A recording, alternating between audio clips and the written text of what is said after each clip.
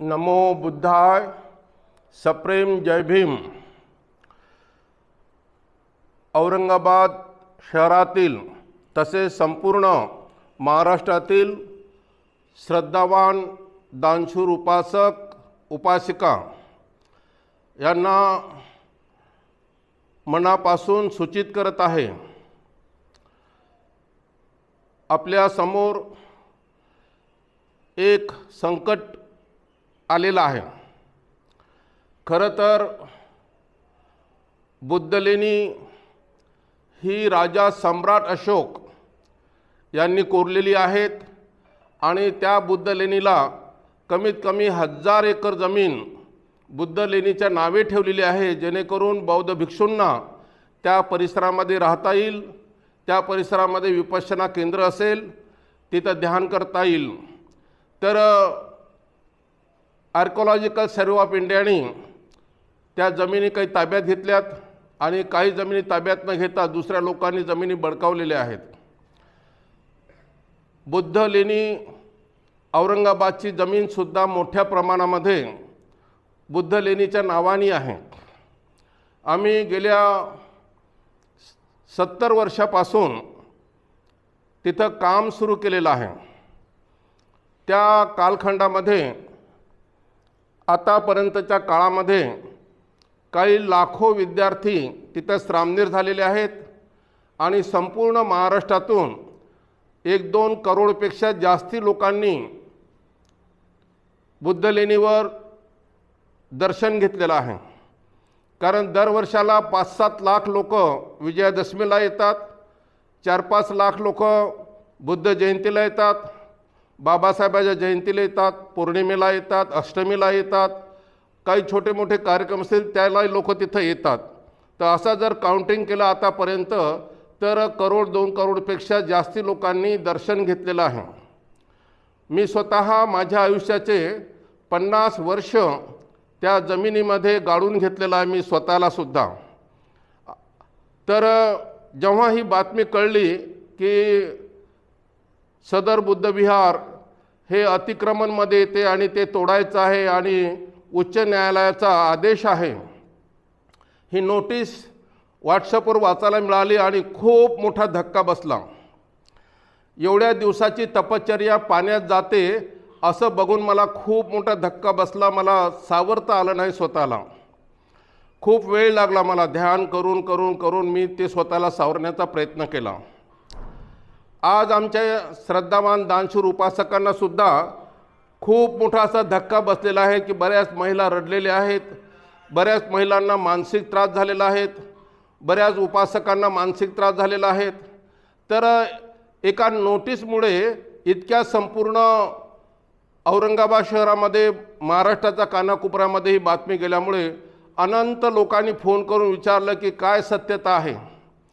आणि मग आमच्या जागृत तरुण उपासकांनी आणि आमच्या बुद्धलेणीच्या भिक्खू संघाने तडक पोलीस स्टेशनला चौकशा केल्यात। CP ऑफिसला जाऊन CPला याचे जाब विचारलात, तेव्हा कुठं वातावरण निवडलं, अन्यथा बऱ्याच लोकांना अटॅक पण येऊ शकले असते, कारण भीतीचं दडपण आलं होतं। तर हे वारंवार घडू नये, ही दुसरी बारी आहे।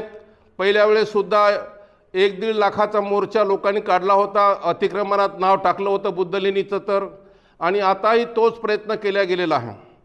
तर बुद्धलेणी हे अतिक्रमणामध्ये कदापि येणार नाही। बुद्धलेणी हे लेणी स्वतंत्र आहे आणि तिथं बुद्धविहाराची गरज आहे।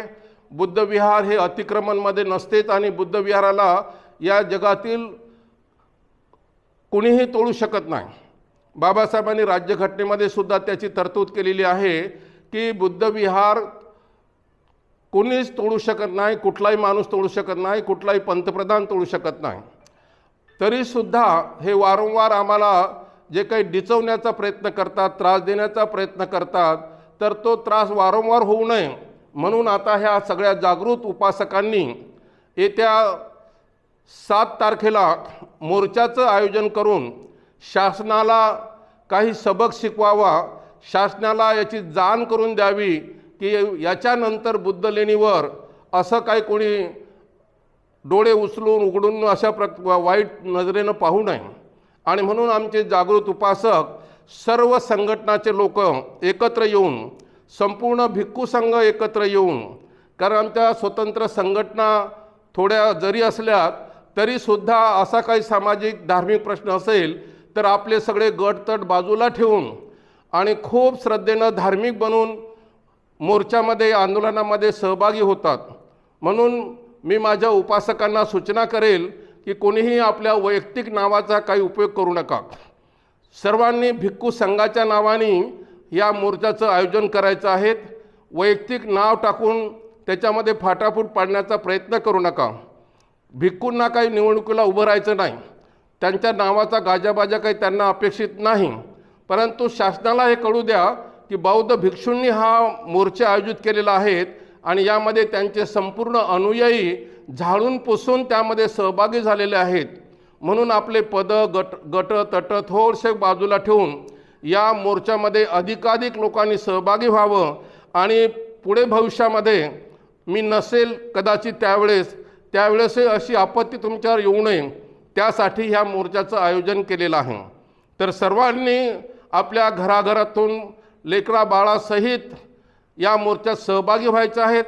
मोर्चामध्ये नोंद ठेवायची आहे की आपल्याला पुढे भविष्यामध्ये सरकार बदलेल, भविष्यामध्ये पदं बदलतील, परंतु बुद्ध लेणी जी आहे तीच राहणार आहे.